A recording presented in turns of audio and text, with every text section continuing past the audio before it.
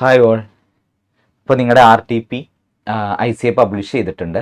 അപ്പോൾ അതിൽ ഒരു 25 ക്വസ്റ്റിനോളം ഇൻക്ലൂഡഡ് ആയിട്ടുള്ള ഒരു RTP ആണ് നമുക്ക് അവൈലബിൾ ആയിട്ടിരിക്കുന്നത്.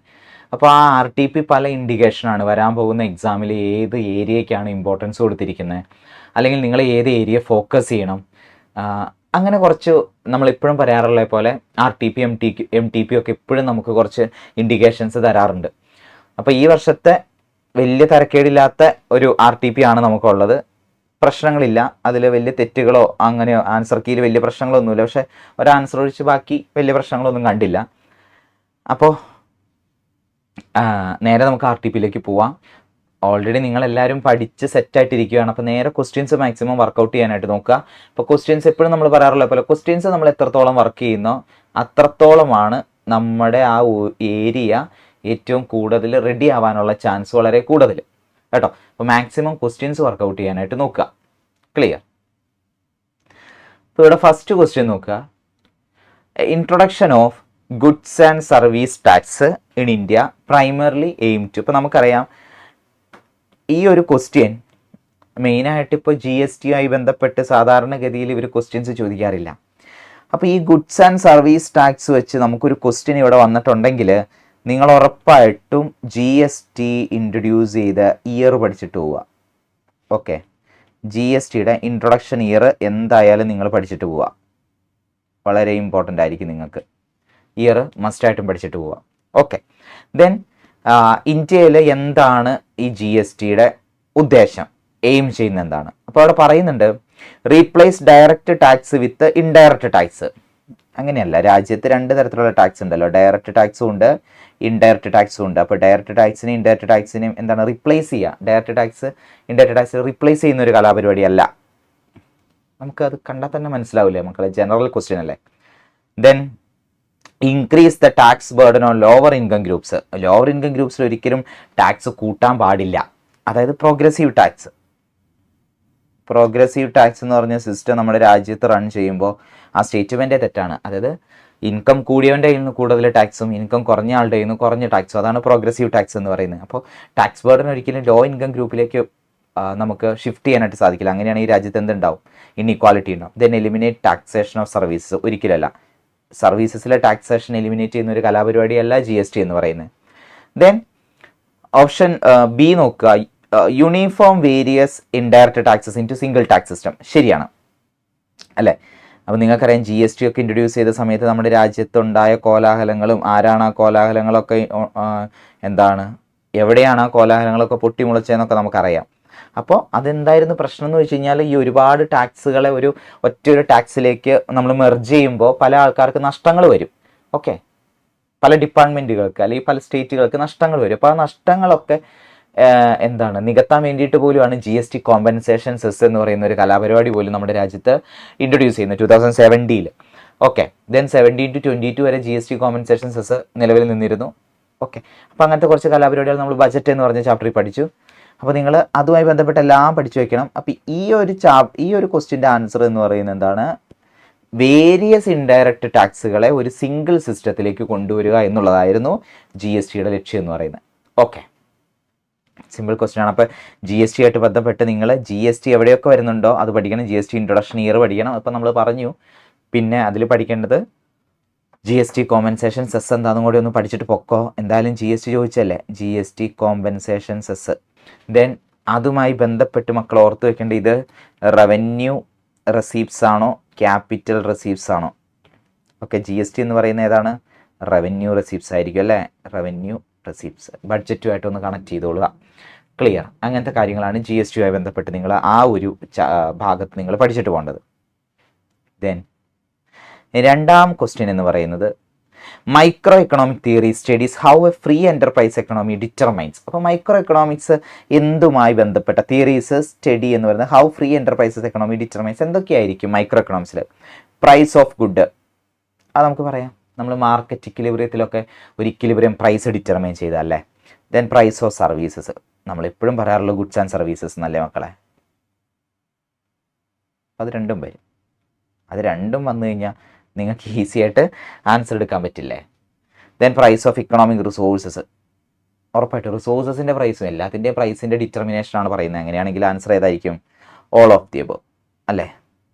ആൻസർ എന്ന് പറയുന്നത് ഓൾ ഓഫ് ദി എബോവിലേക്ക് പോകും. സിമ്പിൾ ക്വസ്റ്റ്യൻ ആണ്. മൈക്രോയുമായി ബന്ധപ്പെട്ട് ജനററ്റിക്കൽ ഫ്രെയിംവർക്കിൽ ചോദിച്ചൊരു ക്വസ്റ്റ്യൻ ആണ്. Then within the relevant range ഐസോക്വാണ്ട്. അപ്പോൾ ഐസോക്വാണ്ടുമായി ബന്ധപ്പെട്ട ക്വസ്റ്റ്യൻ ആണ്. അപ്പോൾ ഐസോക്വാണ്ടിൽ നിന്ന് നമുക്ക് ഡയറക്റ്റ് ആയിട്ട് ക്വസ്റ്റ്യൻ വന്നിരിക്കുന്നു.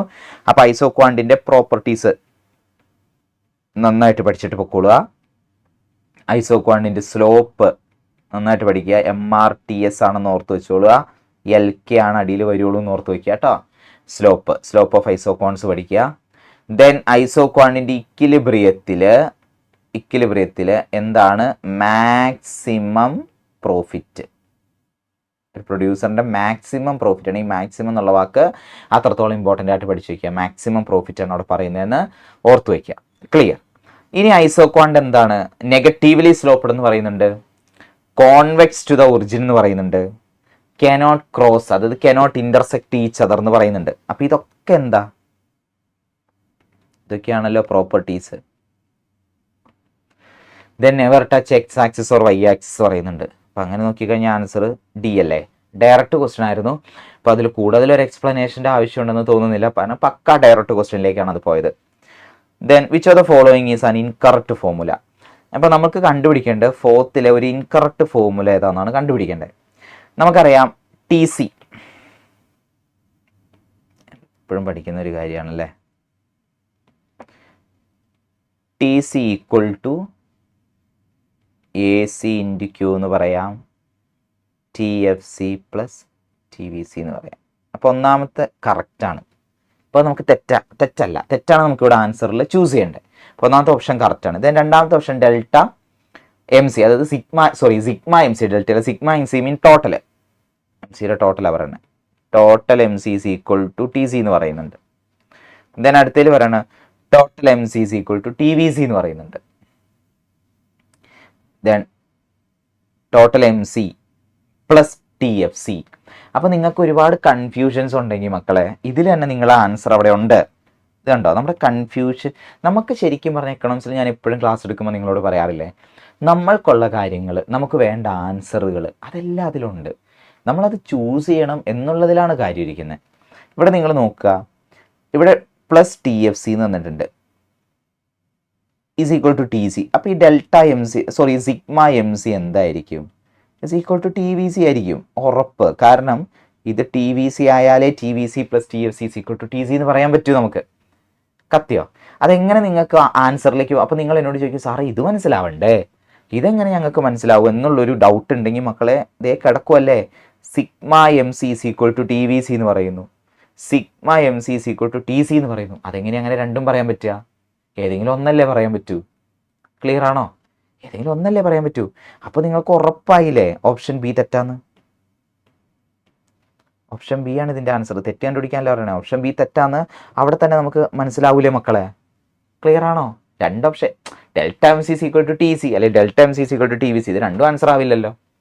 അപ്പോൾ നിങ്ങൾക്ക് ഇങ്ങനെ ലാസ്റ്റ് ഒരു ഓപ്ഷൻ തന്ന സ്ഥിതിക്ക് നിങ്ങൾക്ക് ഈസി ആയിട്ട് ആൻസറിലേക്ക് പോകാൻ പറ്റില്ലേ? നമ്മൾ പലപ്പോഴും ക്ലാസ്സിൽ പറയാറില്ലേ, പഠിച്ചതല്ല ഇതൊക്കെ നമ്മൾ പഠിച്ചതാ, പക്ഷെ ഇങ്ങനെ പഠിച്ചിട്ടുണ്ടോ? ഇല്ല. ഇങ്ങനെ നമ്മൾ സിഗ്മ MC ഇങ്ങനെ ഒരു രീതിയിൽ പഠിച്ചിട്ടില്ല, പക്ഷെ പഠിച്ചതല്ല. അപ്പോൾ നമ്മൾ ഒരുപാട് എപ്പോഴും പറയാറുണ്ട്, നമ്മൾ പഠിത്തമല്ല. നമ്മൾക്ക് ക്വസ്റ്റ്യൻ പ്രാക്ടീസും അതുപോലെ തന്നെ ഒരു ക്വസ്റ്റ്യൻ കണ്ടു കഴിഞ്ഞാൽ അത് ഏത് രീതിയിൽ ചിന്തിക്കണം, പിന്നെ കുറച്ച് കുരുട്ടുബുദ്ധി. എപ്പോഴും ഞാൻ ക്ലാസ്സിൽ പറഞ്ഞു തരാറുണ്ട്, നിങ്ങളൊരു ഒബ്ജക്റ്റീവ് ടൈപ്പ് എക്സാം എഴുതുന്ന കുട്ടികളാണെങ്കിൽ നിങ്ങൾക്ക് ഏറ്റവും കൂടുതൽ വേണ്ടത് അറിവിനേക്കാളും കൂടുതൽ കുരുട്ടുബുദ്ധിയാണ്. കുരുട്ടുബുദ്ധി അപ്ലൈ ചെയ്യാനായിട്ട് സാധിക്കണം. ഇവിടെ ആ സെയിം ഞാൻ പറഞ്ഞ കുരുട്ടുബുദ്ധി അപ്ലൈ ചെയ്ത് കഴിഞ്ഞാൽ നിങ്ങൾക്ക് ആൻസറായി. ക്ലിയർ? ദെൻ അഞ്ചാമത്തെ ക്വസ്റ്റ്യൻസ് എടുക്കാം. നമുക്ക് ക്വസ്റ്റ്യൻ എടുത്ത് നോക്കിയേ. അവിടെ പറയുന്നുണ്ട് substitution effect will be stronger when. അതായത് സബ്സ്റ്റിറ്റ്യൂഷൻ എഫക്റ്റ് എപ്പോഴാണ് സ്ട്രോങ് ആവുന്നത്? ഈ സബ്സ്റ്റിറ്റ്യൂഷൻ എഫക്റ്റ് സ്ട്രോങ് ആവും എന്ന് പറഞ്ഞാൽ അതിൻ്റെ മീനിങ് എന്നാ? നിങ്ങൾക്കൊരു ഗുഡ് എന്ത് ചെയ്യാൻ പറ്റണം? സബ്സ്റ്റിറ്റ്യൂട്ട് ചെയ്യാൻ പറ്റണം. ഒന്നിന് പകരം മറ്റൊരു ഗുഡ് നിങ്ങൾക്ക് ഉപയോഗിക്കാനായിട്ട് സാധിക്കണം. അതെപ്പോഴാണെന്നാണ് ഇവിടെ ചോദിക്കുന്നത്. First, goods are close substitute. ശരിയാണ്. ടീ ആൻഡ് കോഫി ക്ലോസ് സബ്സ്റ്റിറ്റ്യൂട്ടാന്ന് പറയാം അല്ലേ? അപ്പോൾ ഒന്ന് ഗുഡ്സ് ക്ലോസ് സബ്സ്റ്റിറ്റ്യൂട്ട് ആവണം. ശരിയാണ്. There is lower cost of switching to the substitute good. അതായത് ടീക്ക് 10 രൂപ, ദെൻ ടീയുടെ വില 20 രൂപ ആവുന്നു. ഓക്കെ, ടീയുടെ പ്രൈസ്, കോഫിയുടെ പ്രൈസ്. 10 രൂപയായിരുന്നു, ഇവിടെയും 10 രൂപ. കോഫിയുടെ പ്രൈസ്, ടീയുടെ പ്രൈസ് 20 രൂപ ആവുന്നു. കോഫിയുടെ പ്രൈസ് 20 രൂപ ആയാൽ വല്ല കാര്യമുണ്ടോ? ഇല്ല. നിങ്ങൾ എന്തിനാ പിന്നെ സബ്സ്റ്റിറ്റ്യൂഷൻ നടത്തണേ? കോഫിയുടെ വില നിങ്ങൾക്ക് ഒരു 10 രൂപയിൽ വീണ്ടും കിട്ടണം. അതല്ലേ ലോവർ കോസ്റ്റ് ഓഫ് സ്വിച്ചിങ്. അതായത് നിങ്ങൾ മറ്റൊരു സബ്സ്റ്റിറ്റ്യൂട്ട് ഗുഡ്സ് വാങ്ങുമ്പോൾ അതിൻ്റെ കോസ്റ്റ് എന്തായിരിക്കണം? ലോവർ കോസ്റ്റ് ആയിരിക്കണം. അല്ലാതെ അതും 10 രൂപയിൽ നിന്ന് 20 രൂപ ആയി കഴിഞ്ഞാൽ പിന്നെ എന്തിനാ സബ്സ്റ്റിറ്റ്യൂഷൻ നടത്തുന്നത്? നിങ്ങൾക്ക് ചായ മാത്രം വാങ്ങിയാൽ പോരെ, ചായ തന്നെ വാങ്ങിയാൽ പോരെ. അപ്പോൾ നടക്കില്ല. അപ്പോൾ അതും കറക്റ്റാണ്. Then there is lower inconvenience while switching to the substitute goods. അതായത് കൂട്ടുകാരൻ വിളിക്കുക രാത്രി വന്ന്, അളിയാ ചായ കുടിക്കാൻ പോകാം. അപ്പോൾ നിങ്ങൾ പറഞ്ഞു ആ ചായ കുടിക്കാൻ പോകുക അളിയാന്ന് പറഞ്ഞു. ശരി, ചായ കുടിക്കാൻ പോയി കഴിഞ്ഞപ്പോൾ ടീയാ വേണ്ടേ, ചായ കുടിക്കാമെന്ന് കൂട്ടുകാരൻ അറിയാതെ ഒന്ന് പറഞ്ഞു പോയി. അവിടെ ചെന്നപ്പോൾ ചായ ഇല്ല, കാപ്പിയുള്ളൂ. അപ്പോൾ നിങ്ങൾ പറയണം, ഞാൻ എന്നെ ചായ കുടിക്കാനല്ലേ വിളിച്ചേ, കാപ്പിയാണെങ്കിൽ ഞാൻ വരത്തില്ലായിരുന്നു, നിങ്ങൾ ചായ കുടിക്കാമെന്ന് പറഞ്ഞുകൊണ്ടാണ് ഞാൻ വന്നത് എന്നൊക്കെ നിങ്ങൾ വളരെ ഇതായിട്ട് ചുമ്മാ ആവശ്യമില്ലാതെ ഈ പാതിരാത്രി 12 മണിക്ക് ഇങ്ങനെ നടന്ന് പറയുവാണ്. അപ്പോൾ വേറൊരു വസ്തു ഒരു കൂട്ടുകാരൻ പറയണം, പോട്ടർ അളിയാ, അപ്പം നിനക്ക് ചായ ഇല്ലെങ്കിൽ കാപ്പി കുടിച്ചാൽ എന്താ? അത് ഇൻകൺവീനിയൻസ്. ഇൻകൺവീനിയൻസ് എന്ന് പറഞ്ഞാൽ നമുക്ക് ഇഷ്ടമില്ല, അതിൻ്റെ കറക്റ്റ് വേർഡ് മീനിങ് കിട്ടില്ല. ഇൻകൺവീനിയൻസ് നമുക്ക് അതായിട്ട് പൊരുത്തപ്പെടാൻ പറ്റായിക ലോവറാണ്, ലോവർ ഇൻകൺവീനിയൻസ് ആണ്. കത്തിയ സബ്സ്റ്റിറ്റ്യൂട്ട് ഗുഡ്സിലേക്ക് സ്വിച്ച് ചെയ്യാനുള്ള ഇൻകൺവീനിയൻസ് വളരെ കുറവാണ് നമുക്ക്. കത്തിയ അതായത് ഹയർ കൺവീനിയൻസ് ആണ്. അപ്പോൾ ഇതെല്ലാം ആൻസർ അല്ലേ? ഓൾ ഓഫ് ദി അബവ് ആണ്. ഐസിയുടെ ആൻസർ മാറി കിടക്കണം കേട്ടോ, ശ്രദ്ധിച്ചോളണേ. ഇതിൻ്റെ answer all of the above. Clear ആണല്ലേ? Then price discrimination to be profitable, elasticity of demand in different sub market. അപ്പോൾ പ്രൈസ് ഡിസ്ക്രിമിനേഷൻ പ്രോഫിറ്റബിൾ എന്ന് പറഞ്ഞു കഴിഞ്ഞാൽ മക്കൾക്കറിയാം, നമ്മൾ 2 തരത്തിലുണ്ട്. ഇലാസ്റ്റിക് ഉണ്ട്, ഇൻഇലാസ്റ്റിക് ഉണ്ട്. ഇലാസ്റ്റിക് ആൻഡ് ഇൻഇലാസ്റ്റിക് 2 തരത്തിലുള്ള മാർക്കറ്റ്. ഇപ്പോൾ ഇലാസ്റ്റിക്കിൽ നമ്മൾ എപ്പോഴും പഠിച്ചിട്ടുണ്ട് പ്രൈസ് കുറച്ചാണ് ഒരു പ്രൊഡ്യൂസർ സെയിൽ ചെയ്യുക. ഇൻഇലാസ്റ്റിക്കിലെ പ്രൈസ് കൂട്ടിക്കൊണ്ടാണ് ഒരാൾ സെയിൽ ചെയ്യുക. ഇത് എപ്പോഴും വരുന്ന മൊണോപ്പൊളിയാണ്, ഓർത്ത് വെച്ചോളണം. മൊണോപ്പൊളി മാർക്കറ്റിന് ഇമ്പോർട്ടൻസ് കൊടുക്കണം. ഈ തൊട്ട് മുകളിൽ 5ാമത്തെ ക്വസ്റ്റ്യൻ അത്ര ഇമ്പോർട്ടൻസ് കൊടുക്കണം. കുറേ നാൾക്ക് ശേഷം ആ ക്വസ്റ്റ്യൻ റിപ്പീറ്റ് അടിക്കുകയാണ്. ഓക്കെ, അപ്പോൾ ഇത് മൊണോപ്പൊളിയാണ്. അപ്പോൾ മൊണോപ്പൊളിക്ക് നല്ല ഇമ്പോർട്ടൻസ് 4ാമത്തെ ചാപ്റ്ററിന് നല്ല ഇമ്പോർട്ടൻസ് കൊടുത്ത് പഠിക്കാം. അപ്പോൾ മക്കളെ ഡിഫറൻറ്റ് സബ് മാർക്കറ്റിൽ എന്തായിരിക്കണം? ഡിഫറൻറ്റ് ഇലാസ്റ്റിസിറ്റി ആയിരിക്കണം. കാരണം സെയിം ഇലാസ്റ്റിസിറ്റി വന്നാൽ എന്തായി പോവും? ഇങ്ങനെ പ്രൈസ് കുറച്ചും പ്രൈസ് കൂട്ടി നിങ്ങൾക്ക് വിൽക്കാനായിട്ട് സാധിക്കില്ല. ശരിയല്ലേ? അതായത് നിങ്ങളൊരു റിച്ചിൻ്റെ അടുത്ത് ചെല്ലുന്നു. റിച്ചിൻ്റെ അടുത്ത് മാർക്കറ്റ് എങ്ങനെയായിരിക്കണം? മാർക്കറ്റ് ഇൻഇലാസ്റ്റിക് ആയിരിക്കണം. നിങ്ങൾ പുവറിൻ്റെ അടുത്ത് ചെല്ലുന്നു. പുവറിൻ്റെ അടുത്ത് നിങ്ങൾക്ക് എങ്ങനെയായിരിക്കണം അവിടുത്തെ ഇലാസ്റ്റിസിറ്റി? ആ മാർക്കറ്റിലെ ഇലാസ്റ്റിക് ആയിരിക്കണം. എന്നാലാണ് പുവറിന് പ്രൈസ് കുറച്ചും റിച്ചിന് പ്രൈസ് കൂട്ടി നിങ്ങൾക്ക് വിൽക്കാൻ പറ്റൂ. ഇപ്പോൾ റിച്ചിൻ്റെയും പുവറിൻ്റെയും മാർക്കറ്റിൽ നിങ്ങൾക്ക് ഒറ്റ ഇലാസ്റ്റിസിറ്റി, ഇൻഇലാസ്റ്റിക് ആയിരുന്നെങ്കിലോ നിങ്ങൾ പ്രൈസ് കൂട്ടി മാത്രമേ നിങ്ങൾക്ക് വിൽക്കാനായിട്ട് സാധിക്കൂ. ക്ലിയർ? നമ്മൾ ഓൾറെഡി ഡിസ്കസ് ചെയ്ത് വിട്ട കാര്യങ്ങളാണ്. അപ്പോൾ ഡിഫറൻറ്റ് മാർക്കറ്റിൽ ഡിഫറൻറ്റ് ഇലാസ്റ്റിസിറ്റി ആയിരിക്കണം. അപ്പോൾ എപ്പോഴും ഓർത്ത് വയ്ക്കണം, പ്രൈസ് ഡിസ്ക്രിമിനേഷൻ്റെ കണ്ടീഷൻസ് നന്നായിട്ട് പഠിച്ചു വെച്ചോളൂ കേട്ടോ, ചോദിക്കാൻ ചാൻസ് ഉണ്ട്. പ്രൈസ് ഡിസ്ക്രിമിനേഷൻ്റെ കണ്ടീഷൻസ് ഏതൊക്കെയാണ്? 1, market become a monopoly market. 2, market can be separated, 2ആയിട്ട് സെപ്പറേറ്റ് ചെയ്യാൻ പറ്റണം. ദെൻ ആ സെപ്പറേറ്റ് ചെയ്ത മാർക്കറ്റിൽ presence of different elasticity. Then transfer of low price commodity to high price commodity is not possible. ഇത്രയായിരിക്കണം. Okay. Then according to ഹിഗ്സിൻ്റെ അഭിപ്രായമാണ് ചോദിച്ചേക്കണേ. ഹിഗ്സിൻ്റെ അഭിപ്രായത്തിൽ demand curve slope downward due to എന്നാണ് ചോദിച്ചാണ്. അപ്പോൾ നിങ്ങൾക്ക് എപ്പോഴും ഓർത്ത് വെക്കേണ്ട ഒരു കാര്യം, ഇവിടെ നിങ്ങൾ തെറ്റിക്കാൻ ചാൻസ് ഉണ്ട്. നമ്മൾ ഐദർ എ ഓർ ബി എന്നൊക്കെ എഴുതാം. അപ്പോൾ പെട്ടെന്ന് ശ്രദ്ധിക്കേണ്ട, ഹിഗ്സ് ആൻഡ് ആലൻ്റെ അഭിപ്രായത്തിൽ അവരെന്ത് പറഞ്ഞിട്ടില്ല? Law of diminishing marginal utility അവരുടെ കോൺസെപ്റ്റ് അല്ല. ശരിയല്ല? ഇത് ആരുടെ കോൺസെപ്റ്റാ? ഇത് ആൽഫ്രഡ് മാർഷാലിൻ്റെ ആണ്. Law of diminishing marginal utility and law of equi marginal utility ഒക്കെ ഡെവലപ്പ് ചെയ്ത് മാർഷാലാണ്. അപ്പോൾ നമ്മളോട് ചോദിച്ചാണ് Higgs and Alana. Higgs and അലൻ്റെ ഏതാ മക്കളെ? ഇൻഡിഫറൻസ് കർവാണ്. അവിടെ income effect and substitution effect വരുന്നുണ്ട്. ബി ആണ് കേട്ടോ, B. Then full capacity is utilised in which market condition? അത് ഫുൾ കപ്പാസിറ്റി എന്ന് പറഞ്ഞാൽ വളരെ എഫിഷ്യൻ്റ് ആണ്. അതായത് fuller utilisation of resources, optimal level എന്നങ്ങനെയൊക്കെ നമ്മൾ പറയാം. അതായത് ഒരു കോസ്റ്റ് കർവ് എടുത്തു കഴിഞ്ഞാൽ ഇങ്ങനെ ഈ ഫുൾ കപ്പാസിറ്റി ലെവലിൽ പ്രൊഡക്ഷൻ നടത്തുന്ന ഒരേ ഒരു മാർക്കറ്റ് അല്ലേ ഉള്ളൂ? AC, AR, price. അതേത് മാർക്കറ്റാ? പെർഫെക്റ്റ് കോമ്പറ്റീഷൻ അല്ലേ? പെർഫെക്റ്റ് കോമ്പറ്റീഷൻ മാർക്കറ്റിൽ മാത്രമാണ് നിങ്ങൾക്ക് ഇങ്ങനെ ഒരു കലാപരിപാടി നിങ്ങൾക്ക് കാണാനായിട്ട് സാധിക്കും. ശരിയല്ലേ? ഈ എഫിഷ്യൻ്റ് ആയിട്ടുള്ള ഒരു മാർക്കറ്റ് നിങ്ങൾക്ക് അവിടെ കാണാനായിട്ട് സാധിക്കും. ക്ലിയർ? അപ്പോൾ ആ ഭാഗത്തുനിന്ന് നിങ്ങളൊന്ന് ജസ്റ്റ് പഠിച്ചു വെക്കേണ്ടത് എല്ലാ മാർക്കറ്റ്, ഞാൻ ആദ്യം തൊട്ട് മുകളിലത്തെ ക്വസ്റ്റ്യൻ പറഞ്ഞപ്പോഴും പറഞ്ഞില്ലേ, പെർഫെക്റ്റ് കോമ്പറ്റീഷൻ, മൊണോപ്പൊളി, ഒളിഗോപ്പൊളി, എല്ലാ മാർക്കറ്റ് ഏറ്റവും നന്നായിട്ട് പഠിച്ചു വെച്ചോളുക. അവിടെ നിന്ന് ക്വസ്റ്റ്യൻ വരാനുള്ള ചാൻസ്, നല്ല ക്വസ്റ്റ്യൻസ് നിങ്ങൾക്ക് വരും. ഓക്കെ, ദെൻ ഡയറക്റ്റ് ക്വസ്റ്റ്യൻ ആണ് envelope curve is also known as. അപ്പോൾ ഈ ക്വസ്റ്റ്യൻ വന്നിരിക്കുന്നത് നമ്മുടെ പ്രൊഡക്ഷൻ എന്ന് പറഞ്ഞ ചാപ്റ്ററിൽ നിന്നാണ്, കോസ്റ്റിൽ നിന്നാണ്. അപ്പോൾ കോസ്റ്റുമായി ബന്ധപ്പെട്ട് നമ്മൾ last short run cost curve, long run cost curve, modern long run cost curve, നമ്മൾ എപ്പോഴും നമ്മുടെ പ്രഡിക്ഷനിൽ വരുന്ന ഒരു ക്വസ്റ്റ്യൻ ആണ് കോസ്റ്റ് കർവുകളുടെ ഷേപ്പ്. അത് ഇത്തവണ RTPയിൽ ക്വസ്റ്റ്യൻ റിപ്പീറ്റ് ആണ്. അപ്പോൾ നമുക്കറിയാം ഷോർട്ട് റൺ കോസ്റ്റ് കർവുകളുണ്ട്, ലോങ് റൺ കോസ്റ്റ് കർവുകളുണ്ട്, മോഡേൺ ലോങ് റൺ കോസ്റ്റ് കർവുകളുണ്ട്. ഇപ്പോൾ ഷോർട്ട് റൺ കോസ്റ്റ് കർവിൻ്റെ വേറെ പേരാണ് പ്ലാന്റ് കർവ്, അല്ലെങ്കിൽ യു ഷേപ്പ്ഡ് കർവ് എന്ന് പറയാം. ലോങ് റൺ കോസ്റ്റ് കർവ് ആണെങ്കിൽ അതെന്താവും, ഫ്ലാറ്റൻഡ് യു ഷേപ്പ്ഡ് ആവും, എൻവലപ്പ് കർവ് ആവും, പ്ലാനിങ് കർവ് ആവും. Then modern long run cost കർവിൻ്റെ ഷേപ്പ് വെച്ച് കഴിഞ്ഞാൽ എൽ ഷേപ്പ്ഡ്. അങ്ങനെ പല ടൈപ്പ് ഓഫ് കോസ്റ്റ് കർവുകൾ നിങ്ങൾക്ക് പഠിക്കാനുണ്ടല്ലോ. യെസ്, അപ്പോൾ ഇവിടെ നമ്മൾക്ക് മനസ്സിലാക്കേണ്ട ഒരു കാര്യം, നമ്മളോട് ചോദിച്ചാൽ എൻവലപ്പ് കർവ്, അത് ആൻസർ എടുത്ത് ക്വസ്റ്റ്യൻ ആക്കി. Envelope curve is also known as long run average cost curve. Direct question, നമുക്കതിൽ ഒരുപാട് ഒന്നും എക്സ്പ്ലെയിൻ ചെയ്യാനില്ല. ഡയറക്റ്റ് നമ്മളിത് പഠിച്ച് ക്ലാസ്സിലിരുന്ന് തറവായിട്ട് പഠിച്ച കുട്ടികളാണെങ്കിൽ നിങ്ങൾക്കിത് മനസ്സിലാവും, അതിലൊന്നും എക്സ്പ്ലെയിൻ ചെയ്യാനായിട്ടില്ല എന്നുള്ളത്. Then coincident indicator is not indicated as. താഴെ തന്നിരിക്കുന്നതിൽ കോയിൻസിഡൻറ്റ് ഇൻഡിക്കേറ്റർ അല്ലാത്തത് ഇൻഫ്ലേഷൻ ഒരു കോയിൻസിഡൻറ്റ് ഇൻഡിക്കേറ്റർ ആണ്. ഇൻഡസ്ട്രിയൽ പ്രൊഡക്ഷൻ ഒരു IIP, index of industrial production എന്ന് പറയാലോ, ഇതൊരു കോയിൻസിഡൻറ്റ് ഇൻഡിക്കേറ്റർ ആണ്. ദെൻ റീറ്റെയിൽ സെയിൽ ഇതൊരു കോയിൻസിഡൻറ്റ് ഇൻഡിക്കേറ്റർ ആണ്. Then new order for plant and equipments, നമ്മുടെ കഥയിലെ തോക്ക് ഓർഡർ ചെയ്തില്ലേ, ഇതൊരു ലീഡിങ് ഇൻഡിക്കേറ്റർ ആണ്. ക്ലിയർ ആണല്ലോ? Simple. Then which of the following is not typically used as fiscal policy measure to control inflation? ഇപ്പോൾ ഇവിടെ ഒരു പ്രശ്നം എന്താണെന്ന് വെച്ച് കഴിഞ്ഞാൽ നോക്കിയാൽ നിങ്ങൾക്ക് മനസ്സിലാവും, ഓൾറെഡി രാജ്യത്ത് ഇൻഫ്ലേഷൻ ആണ്. ഇപ്പോൾ നോട്ട് ടിപ്പിക്കലി യൂസ്ഡ് എന്നാണ് പറഞ്ഞേക്കണേ, ഉപയോഗിക്കാത്തത് ഏത്? ഇൻക്രീസ് ഗവൺമെൻറ് എക്സ്പെൻഡിച്ചർ എന്ന് പറഞ്ഞാൽ തെറ്റല്ലേ? ഇൻഫ്ലേഷൻ്റെ സമയത്ത് ഗവൺമെൻറ് മാക്സിമം പബ്ലിക് സെക്ടർ ഇൻവെസ്റ്റ്മെൻറ്റും ഗവൺമെൻറ് എക്സ്പെൻഡിച്ചറൊക്കെ റെഡ്യൂസ് ചെയ്യാനാണ് നോക്കാറ്. ക്ലിയർ? മാക്സിമം നമ്മൾ അങ്ങനെ പഠിച്ചാണ്, ഇൻഫ്ലേഷൻ്റെ സമയത്ത് ഗവൺമെൻറ് എക്സ്പെൻഡിച്ചർ മാക്സിമം കുറയ്ക്കണം. ഓക്കെ, അവിടെ ഇൻക്രീസ് എന്ന് പറഞ്ഞാണ്. പക്ഷേ ഇതിൻ്റെ ആൻസർ പോകുന്ന ഓപ്ഷൻ ഡിയിലേക്കാണ്. കാരണം എന്തുകൊണ്ട് ഓപ്ഷൻ ഡി ആയി? കാരണം ഇൻട്രസ്റ്റ് റേറ്റ് കൂട്ടുമെന്ന് പറയുകയാണെ അതൊരു മോണിറ്ററി പോളിസിയാണ്. നമ്മളോട് സ്പെസിഫിക് ആയിട്ട് എടുത്ത് ചോദിച്ചിട്ടുണ്ട് ഫിസ്ക്കൽ പോളിസി മെഷർ. ഫിസ്ക്കൽ പോളിസിയിൽ ഒരിക്കലും എന്ത് ആഡ് ചെയ്യപ്പെടില്ല? ഇൻട്രസ്റ്റ് റേറ്റ് എന്ന് പറയുന്ന ഒരു കലാപരിപാടി ഒരിക്കലും ഫിസ്ക്കൽ പോളിസിയിൽ ആഡ് ചെയ്യില്ല.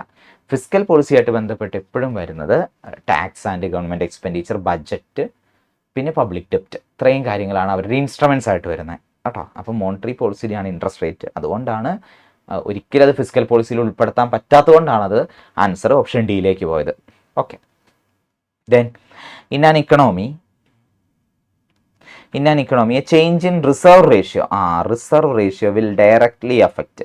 ഇപ്പോൾ റിസർവ് റേഷ്യോ നമ്മൾ പഠിച്ചിട്ടുണ്ട്, CRR statutory liquidity ratio, CRR reserve ratio, നമ്മുടെ മണി സപ്ലൈ എന്നാണ് ക്വസ്റ്റ്യൻ വന്നിരിക്കുന്നത് അല്ലേ. അപ്പോൾ ഇവിടെ എന്തിനാണ് ഡയറക്ട്ലി അഫക്റ്റ് ചെയ്യണമെന്ന് വെച്ച് കഴിഞ്ഞാൽ level of interest rate in the bank അല്ല. അപ്പോൾ നമുക്ക് അതല്ല. പിന്നെ റിസർവ് റേഷ്യോയിൽ ചേഞ്ച് വരുമ്പോൾ അതെന്തിനെ ബാധിക്കുന്നു വെച്ച് കഴിഞ്ഞാൽ സപ്ലൈ ഓഫ് മണി ഇൻ സർക്കുലേഷനെയാണ് ബാധിക്കുന്നത്. ഡയറക്റ്റായിട്ട് അഫക്റ്റ് ചെയ്യുന്നത് മണി സപ്ലൈനെയാണ്. അത് നമുക്കറിയാം. CRR കൂടിയാൽ, ക്യാഷ് റിസർവ് റേഷ്യോ കൂടിയാൽ മണി സപ്ലൈ കുറയും, ബാങ്കുകളുടെ കയ്യിലിരിക്കുന്ന പൈസയുടെ അളവ് കുറയും. അതുപോലെ CRR കുറഞ്ഞാൽ മണി സപ്ലൈ കൂടും അല്ലേ. ക്രെഡിറ്റ് മൾട്ടിപ്ലെയർ ഒക്കെ പഠിച്ചതാണ് നമ്മൾ. ഇപ്പോൾ ക്രെഡിറ്റ് മൾട്ടിപ്ലെയർ ഒക്കെ നമ്മൾ ഇത് തന്നെയാണ് പഠിച്ചത് ആണല്ലോ. Yes, reciprocal of record reserve ratio എന്നൊക്കെ പറഞ്ഞ് നമ്മൾ പഠിച്ചതല്ലേ. അപ്പോൾ ആ പോർഷനാണ് ഇവിടെ നിന്ന് ചോദിച്ചേക്കണേ. സിമ്പിളാണ്, ക്വസ്റ്റ്യൻ ഡയറക്റ്റ് ആണ്, അധികം എക്സ്പ്ലനേഷൻ്റെ ആവശ്യമില്ല. ദെൻ റിക്കാർഡിയൻ തിയറിയിൽ കമ്പാരിറ്റീവ് അഡ്വാൻറ്റേജിൽ നോട്ട് ദ കീ അസംഷൻസ്. താഴെ തന്നിരിക്കുന്നതിൽ റിക്കാർഡിയോടെ കീ അസംഷൻ അല്ലാത്തത് ഏതെന്നാണ് ചോദിച്ചേക്കണേ. അപ്പോൾ അവിടെ പറയുന്നത്, ഒന്ന് two countries each specializing goods can produce most efficiently will both gain from trade. അപ്പോൾ രണ്ടുപേരും ഗെയിൻ എടുക്കുന്ന കാര്യം തന്നെയാണ് റിക്കാർഡോയും പറയണത്. ആഡം സ്മിത്തിന്റെ കണ്ടിന്യൂഷൻ ആണ് തിയറി എന്ന് പറയുന്നത് അല്ലേ, അതിൻ്റെ ഇംപ്രവൈസേഷൻ ആണ് തിയറി. അപ്പോൾ ആഡം സ്മിത്ത് പറഞ്ഞ കാര്യങ്ങൾ തന്നെയാണ് ഈ സെന്റൻസ് പറയുന്നത്. അങ്ങനെയാണെങ്കിൽ ഓപ്ഷൻ കറക്റ്റാണ്, കാരണം ആഡം സ്മിത്തിന്റെ തിയറിയുടെ ഇംപ്രവൈസേഷൻ അല്ലേ ഈ തിയറി. അപ്പോൾ ഓപ്ഷൻ എ കറക്റ്റാണ്. ദെൻ അവിടെ പറയുന്നുണ്ടോ resource R immobile between countries within the country. ശരിയാണ്, വിത്തിൻ ദ കൺട്രിയിൽ മൊബൈലാണ്. കാരണം ആഡം സ്മിത്ത് എന്താണോ പറഞ്ഞു വെച്ചാൽ സെയിം അസംഷൻ തന്നെയായിരിക്കും ആരുടെയും, റിക്കാർഡോടെ, കാരണം ഇംപ്രവൈസേഷൻ അല്ലേ theory. Then trade occur only due to difference in technology. ഇത് തെറ്റാ, അതായത് ആൻസർ അതാണ്. ടെക്നോളജിയുടെ ഡിഫറൻസ് അല്ല മക്കളെ, അത് പറയുന്ന എച്ച് ഒ തിയറ. അതായത് difference in technology between countries. അതായത് നമ്മൾ എച്ച് ഒ തിയറത്തിൽ നോക്കിയാൽ എച്ച് ഒ തിയറം പറയുന്നത് എന്താ, ഷെയർ സെയിം പ്രൊഡക്ഷൻ ടെക്നോളജി എന്ന് പറയുന്നുണ്ട്. പക്ഷേ അവിടെ capital intensive technique and labour intensive technique അവിടെ പറയാം. അല്ലാതെ ഒരിക്കലും അത് കമ്പാരിറ്റീവ് ആയിട്ട് നമുക്ക് കണക്ട് ചെയ്ത് ഒരിക്കലും സംസാരിക്കാനായിട്ട് സാധിക്കില്ല. Then both countries in trade can benefit even one countries less efficient in production. ഉറപ്പായിട്ടും ഒരു രാജ്യത്തിന് ഒരു പ്രൊഡക്റ്റിലായിരിക്കും എന്തുള്ളത്, എഫിഷ്യൻസി ഉള്ളത്. അപ്പോൾ അത് പ്രൊഡ്യൂസ് ചെയ്ത് എക്സ്പോർട്ട് ചെയ്യും. അങ്ങനെയാണ് രാജ്യങ്ങൾ തമ്മിൽ ട്രേഡ് നടക്കുന്നതെന്നാണ് പറയുന്നത്. ശരിയല്ലേ? ആ സ്റ്റേറ്റ്മെൻറ്റും ശരിയാണ്. ദെൻ ഇവിടെ പറയുന്നുണ്ടോ, if a country's currency is depreciating എന്ന് പറഞ്ഞാൽ മക്കളെ $1 ഈക്വൽ ടു 60 എന്തായി, $1 ഈക്വൽ ടു 80 ആയി. ഇതാണ് ഡിപ്രീസിയേഷൻ എന്ന് പറയുന്നത്. ഓക്കെ, കറക്റ്റ് അല്ലേ? അങ്ങനെയാണെങ്കിൽ ഇതിൻ്റെ മീനിങ് എന്താ, ഈ എക്സ്പോർട്ട് കൂടി ഇമ്പോർട്ട് കുറയും. ഇങ്ങനൊരു ഓപ്ഷൻ അതിലുണ്ടോ എന്ന് നോക്ക്. ഇപ്പോൾ നമ്മൾ ഇങ്ങനെ എഴുതി വെക്കണം മക്കളെ, ഇങ്ങനെ പെട്ടെന്ന് എഴുതിയിട്ടേ നമ്മളൊന്ന് വായിച്ചു നോക്കണം. നമ്മൾ പഠിച്ച കാര്യം പെട്ടെന്ന് എഴുതി നോക്കുക, എന്നിട്ട് അത് ആ ഓപ്ഷനിലുണ്ടോ എന്ന് നോക്കി, ആ ഓപ്ഷനിൽ കറക്റ്റ് അതുണ്ടോ എന്ന് നോക്കി. Countries export become cheaper. ഞാൻ പഠിപ്പിച്ചിട്ടുണ്ട്, ഒരു സാധനം വാങ്ങുന്നുണ്ടെങ്കിൽ അത് ചീപ്പായെന്ന അതിൻ്റെ മീനിങ്. ഇവിടെ എക്സ്പോർട്ട് കൂടി എന്ന് പറഞ്ഞാൽ എക്സ്പോർട്ട് ചീപ്പായെന്ന മീനിങ്. ഇമ്പോർട്ട് കുറഞ്ഞു എന്ന് പറഞ്ഞു കഴിഞ്ഞാൽ ഇമ്പോർട്ട് എന്തായി, എക്സ്പെൻസീവ് ആയി എന്നാണ് അതിൻ്റെ മീനിങ്. അപ്പം അങ്ങനെ ഒരു ഓപ്ഷൻ സി അല്ലേ, സി തന്നെയല്ലേ ആൻസറും, സി തന്നെയാണ് ആൻസർ. വേറൊരു ഓപ്ഷൻ അവിടെ ഇല്ലല്ലോ. Domestic currency increasing the value. ഇല്ല, ഡൊമസ്റ്റിക് കറൻസിയുടെ വാല്യൂ കുറയത്. Countries export will be more expensive. ഇല്ല, എക്സ്പോർട്ട് ചീപ്പാവുക ചെയ്തത്. Then the central bank is actively increasing the supply of money. എന്തിന്, ഓൾറെഡി ഡിപ്രീസിയേഷൻ ആണ് സംഭവിച്ചതാണ്. ഇനി മണി സപ്ലൈ കൂട്ടിയാൽ വീണ്ടും എക്കണോമി വീണ്ടും ഡിപ്രീസിയേഷനിലേക്ക് പോവുള്ളൂ. Then which of the following is a primary objectives India's 5-year plans. അപ്പോൾ 5-year പ്ലാൻ ഇമ്പോർട്ടൻസ് കൊടുത്തിട്ടുണ്ട്. അതായത് ചാപ്റ്റർ 10 നല്ല ഇമ്പോർട്ടൻസ്. എപ്പോഴും ചാപ്റ്റർ 10 വെയിറ്റ് നമ്മൾ കൊടുക്കാറുണ്ട്. 10 ക്വസ്റ്റ്യൻ ഉറപ്പാണ്. അപ്പോൾ ഇത്തവണ മക്കൾ ചാപ്റ്റർ 10 5-year പ്ലാൻസിൻ്റെ ഭാഗം നന്നായിട്ട് പഠിച്ചിട്ട് പോവുക. Regulate and control foreign trade. അതൊന്നുമല്ല, അങ്ങനെ തന്നെ അല്ലേ. ആ വായിക്കുമ്പോൾ തന്നെ നമ്മുടെ 5-year പ്ലാൻസ്, നമ്മുടെ പഞ്ചവത്സര പദ്ധതികളിൽ ഏറ്റവും കൂടുതൽ ഇമ്പോർട്ടൻസ് കൊടുത്തത് എന്തിനാണ്, പ്രൈമറി ഒബ്ജക്റ്റീവ് എന്തിനാണെന്ന് ചോദിച്ചു കഴിഞ്ഞാൽ അത് ഒരിക്കലും ഈ ഫോറിൻ ട്രേഡ് ഒന്നുമായിട്ട് ബന്ധപ്പെട്ട് to promote balanced economic growth across all region. നമുക്ക് നോക്കാം. To discourage the private sector. ഒരിക്കലും ഇല്ല, അങ്ങനെ പറയില്ല. Then to ensure foreign aid and capital inflow into the country. അതൊന്നുമല്ല, ഒക്കെ വരും. പക്ഷേ നമ്മുടെ ലക്ഷ്യം to promote balanced economic development ആയിരുന്നു. എല്ലാ സ്ഥലത്തും ഒരേപോലത്തെ ഡെവലപ്മെൻ്റ് ആണ് ഗവൺമെൻറ്റിൻ്റെ ഏറ്റവും വലിയ പ്രൈമറി ഒബ്ജക്റ്റീവായിട്ട് പറയുന്നത്. ഇതൊക്കെ സിമ്പിളാണ്, ഡയറക്റ്റ് ആയിട്ടുള്ള ക്വസ്റ്റ്യൻസ് ആട്ടോ. Okay, then current account deficit. Current account deficit നമ്മൾ എപ്പോഴും പറയാറുണ്ട് മക്കളെ, current account and capital account. ഈ കറണ്ട് അക്കൗണ്ടിൽ എപ്പോഴുള്ള രണ്ടേ ആൾക്കാർ ആരൊക്കെയാണ്, എക്സ്പോർട്ട് ആൻഡ് ഇമ്പോർട്ട്. ഈ 2 ആൾക്കാരാണ് കറണ്ട് അക്കൗണ്ടിൽ വരുന്ന ആൾക്കാർ. നമ്മൾ ക്ലാസ്സിൽ പറഞ്ഞിട്ടുണ്ട്. കറണ്ട് അക്കൗണ്ട് സർപ്ലസ് ആവാൻ ഡെഫിസിറ്റ് ആവും. കഷാലത്തിന് ഇന്ത്യക്ക് കറണ്ട് അക്കൗണ്ട് എന്താണ്, ഡെഫിസിറ്റ് ആണ്. കാരണം ഡെഫിസിറ്റ് എന്ന് പറഞ്ഞാൽ ഇന്ത്യക്ക് എന്തുകൊണ്ടാണ് ഡെഫിസിറ്റ് ആയത്, ഇന്ത്യയുടെ ഇമ്പോർട്ട് ഇപ്പോഴും എക്സ്പോർട്ടിനേക്കാളും കൂടുതലായിരിക്കും. അതുകൊണ്ട് ഇന്ത്യയുടെ കറണ്ട് അക്കൗണ്ട് എപ്പോഴും ഡെഫിസിറ്റ് ആയിരിക്കും. അങ്ങനെയാണെങ്കിൽ ഓപ്ഷൻ ഏതാ, കിടക്കണം, ഇമ്പോർട്ട് ഓവർ എക്സ്പോർട്ട്. കുഴപ്പമില്ല, ഇതാണ് കാരണം. Then question which of the following is A primary objective of India's monetary policy. ഇന്ത്യയുടെ മോണിറ്ററി പോളിസി എന്ന് പറയുന്നത് നമ്മുടെ RBIയുടെ പോളിസി, നമ്മുടെ റിസർവ് ബാങ്ക് ഓഫ് ഇന്ത്യയുടെ പോളിസിനെയാണല്ലോ നമ്മൾ എന്ത് വിളിക്കുന്നത്, മോണിറ്ററി പോളിസി എന്ന് വിളിക്കുന്നത്. അപ്പോൾ ഇന്ത്യയുടെ മോണിറ്ററി പോളിസിയുടെ ഏറ്റവും വലിയ ഒബ്ജക്റ്റീവ് എന്താണെന്നാണ് നമ്മളോട് ചോദിച്ചേക്കണ ക്വസ്റ്റ്യൻ. ക്ലിയർ? യെസ്. നോക്കി. To reduce the overall level of taxation. ഇല്ല, അത് ഗവൺമെൻറ് ചെയ്യണ പരിപാടിയാണ്. To promote export led growth. അതൊന്നുമല്ല, devaluation, countries devaluation. To promote അല്ല, നമുക്ക് ഡിവാലുവേഷൻ എക്കണോമീനെ സ്റ്റേബിൾ ആക്കാൻ വേണ്ടി ചെയ്യാണ്. To ensure balanced budget for the government അല്ല.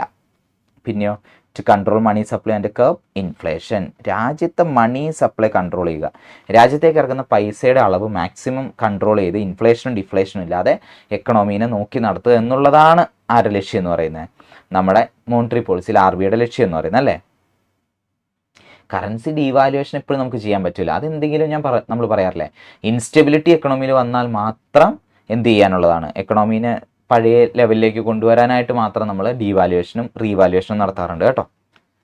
Then which of the following refers to study of total or aggregate level of output, income, employment, consumption, investment and price. എല്ലാം സിമ്പിളായിട്ട് നമ്മൾ ഫസ്റ്റ് ചാപ്റ്ററിൽ ഇത് ഫുള്ള് നിങ്ങൾക്ക് നോട്ട് തന്നിട്ടുണ്ട്. ഇതെല്ലാം പറയുന്നത് എന്തിനെക്കുറിച്ചാണ്, മൊത്തത്തിൽ അല്ലേ. അപ്പോൾ ആൻസർ ഏതാണ്, ഇത് മാക്രോ എക്കണോമിക്സ് ആണ്, ഓവറോൾ ലെവൽ. അത് അവിടെ വായിക്കുമ്പോൾ തന്നെ നിങ്ങൾക്ക് കിട്ടും. ടോട്ടൽ ഔട്ട്പുട്ട്, ഇൻകം, എംപ്ലോയ്മെന്റ് എല്ലാം ടോട്ടലിനെ കുറിച്ചാണ് പറയുന്നത് അല്ലേ. മൊത്തത്തിൽ as economy as a whole, അത് മാക്രോ എക്കണോമിക് സ്റ്റഡിയാണ്. ഡയറക്റ്റ് ആണ് ക്വസ്റ്റ്യൻ, കൂടുതലൊന്നും അതിൽ പറയാനില്ലാത്തതുകൊണ്ടാണ് കേട്ടോ ഞാൻ അതിലൊന്നും ഒരുപാട് എക്സ്പ്ലെയിൻ ചെയ്യാത്തത്. Then firm in an industry that produces differentiated product. അപ്പോൾ ഡിഫറൻഷിയേറ്റഡ് പ്രൊഡക്റ്റ് നിങ്ങൾ എവിടെയൊക്കെയാണ് കണ്ടേ, ഒന്ന് മോണോപ്പൊളിസ്റ്റിക് കോമ്പറ്റീഷനും, രണ്ട് ഒളിഗോപ്പൊളി. ഇതർ മോണോപ്പൊളിസ്റ്റ് എന്ന് പറയുന്നുണ്ട്. ഈ മോണോപ്പൊളിസ്റ്റ് എന്ന് പറഞ്ഞാൽ ആരാ, മോണോപ്പൊളിയിലെ സെല്ലറാ അല്ലേ. അപ്പോൾ അത് ആൻസർ ആവില്ലല്ലോ. അപ്പോൾ നോക്ക് നിങ്ങൾ ഈ ഞാൻ എഴുതി വെച്ച രണ്ടെണ്ണം എവിടെയെങ്കിലും കാണുന്നുണ്ടോ നോക്കിയേ. either monopolistically competitive or oligopoly. രണ്ടിലും ഉണ്ട്, രണ്ടിലും ഡിഫറൻഷിയേറ്റഡ് പ്രൊഡക്റ്റ് നിങ്ങൾക്ക് കാണാനായിട്ട് സാധിക്കും. ശരിയല്ലേ. 19 നമുക്ക് ഈസി ആയിട്ട് ആൻസർ കിട്ടി. Then 20 concept of money multiplier in Keynesian economics. Economic refer multiplier effect. Multiplier effect എന്താ പഠിപ്പിച്ചാണ്, delta Y by delta I, change in income due to change in investment എന്നാ പഠിപ്പിച്ചാണ് അല്ലേ. The impact of interest rate on investment ആണോ, അല്ല, അതിനെക്കുറിച്ചല്ല പറയുന്നത്. Impact of tax അല്ല, റോൾ ഓഫ് എക്സ്പോർട്ട് അല്ല, പിന്നെയോ the magnification of an initial change in spending, അതായത് investment spending through out the economy. ഇപ്പോൾ ഇൻവെസ്റ്റ്മെൻറ്റിൽ എന്തെങ്കിലും ചേഞ്ച് വന്നാൽ അത് എക്കണോമീനെ എങ്ങനെ ബാധിക്കും എന്നതിനെക്കുറിച്ചാണ് എവിടെ പറയുന്നത്, നമ്മുടെ മൾട്ടിപ്ലെയർ അല്ലെങ്കിൽ ഇൻവെസ്റ്റ്മെൻറ്റ് മൾട്ടിപ്ലെയർ എന്ന് പറയും. പല പേരുകളിലാണല്ലോ അറിയപ്പെടുന്നത്. Then what is the primary method for calculating national income using the income approach. എൻ്റെ പൊന്നു മക്കളെ, ഇൻകം അപ്രോച്ചിൽ എന്നാ ചെയ്യുന്നത്, എല്ലാവർക്കും അറിയാവുന്ന കാര്യമാണ്. ക്വസ്റ്റ്യൻ ഡയറക്റ്റ് ആണ്. എന്താ ചെയ്യുന്നത്, ആഡ് ചെയ്യണം എന്ത്, all factor income earned by household and firms. എല്ലാവരും റിസീവ് ചെയ്യുന്ന ഇൻകം ആഡ് ചെയ്യുന്നു. ഇൻകത്തിൻ്റെ സൈഡിൽ നിന്നുകൊണ്ടല്ലേ. ഒന്നാമത്തെ ഏതാ, എക്സ്പെൻഡിച്ചർ മെത്തേഡാ, എക്സ്പെൻഡിച്ചർ സൈഡിൽ നിന്നാണ്. Measuring the value added, product മെത്തേഡാ. മൂന്നാമത്തെ പ്രൊഡക്റ്റ് മെത്തേഡിനെ കുറിച്ച് സംസാരിക്കുന്നത്. ഇത് difference between export and import എന്ന് പറഞ്ഞാൽ മക്കളെ ഈ ടേം നെറ്റ് എക്സ്പോർട്ട് എന്നാണ് അല്ലേ. അപ്പോൾ എപ്പോഴും നമുക്ക് ഇൻകം മെത്തേഡിൽ നിന്നുകൊണ്ട് നാഷണൽ ഇൻകം കണ്ടുപിടിക്കുകയാണെങ്കിൽ എല്ലാവർക്കും, ഹൗസ് ഹോൾഡ്സിനും ഇൻഡിവിജ്വൽസിനും ഫേമുകൾക്കൊക്കെ കിട്ടുന്ന ഇൻകം ആഡ് ചെയ്താൽ മതി. അവർക്ക് എല്ലാവർക്കും കിട്ടുന്ന ഇൻകം ആഡ് ചെയ്യുമ്പോൾ നമുക്കൊരു ഫിഗർ കിട്ടും. ആ ഫിഗറാണ് ഇൻകം മെത്തേഡിലെ നാഷണൽ ഇൻകം എന്ന് പറയുന്നത്. Okay. Then which of the following, നന്നായിട്ട് പഠിച്ചോളൂ നാഷണൽ ഇൻകം കേട്ടോ.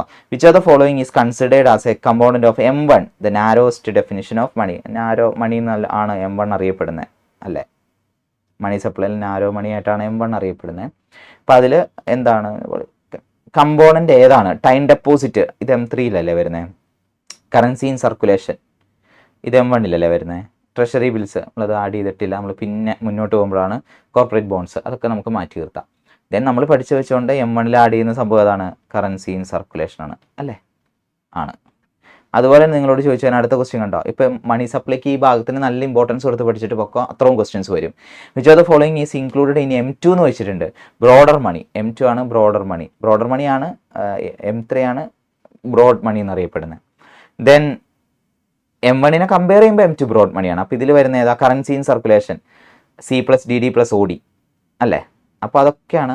Plus post office savings deposit. ഇപ്പോൾ പോസ്റ്റ് സേവിങ്സ് ഡെപ്പോസിറ്റ് കണ്ടോ, M2-ൽ അഡീഷണൽ ആയിട്ട് വരുന്ന ഏതാണ് മക്കളെ, സേവിങ്സ് ഡെപ്പോസിറ്റ് ആണ്. അപ്പോൾ അതാണ് ആൻസർ. ഇതൊക്കെ ഡയറക്റ്റ് ക്വസ്റ്റ്യൻസാണ്. Then which of the following is a factor income. ഇതിലേതാണ് factor income, transfer payment factor income ആയിട്ട് നമ്മൾ പരിഗണിക്കാറില്ല. സബ്സിഡി ഫാക്ടർ ഇൻകം അല്ല. ഇൻഡയറക്റ്റ് ടാക്സ് ഗവൺമെൻറ്റിൻ്റെ ആണ്. ഇപ്പോൾ ഫാക്ടർ ഇൻകം ഇതിലേതാണ്, പ്രോഫിറ്റ് അല്ലേ, ഓർക്കുന്നുണ്ടോ. കോമ്പൻസേഷൻ ഓഫ് എംപ്ലോയീസ്,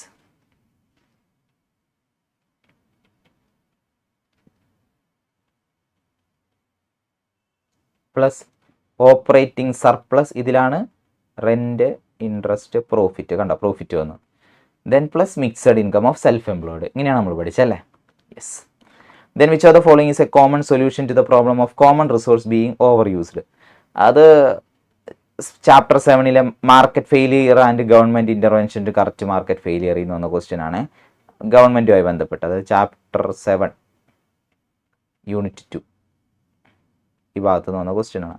അപ്പോൾ എങ്ങനെയായിരിക്കും നമുക്ക് ഓവർ യൂസ് ചെയ്യുന്നതിനെയൊക്കെ മാക്സിമം എന്ത് ചെയ്യാൻ പറ്റും? പ്രൈവറ്റൈസേഷൻ നടത്താൻ പറ്റില്ല.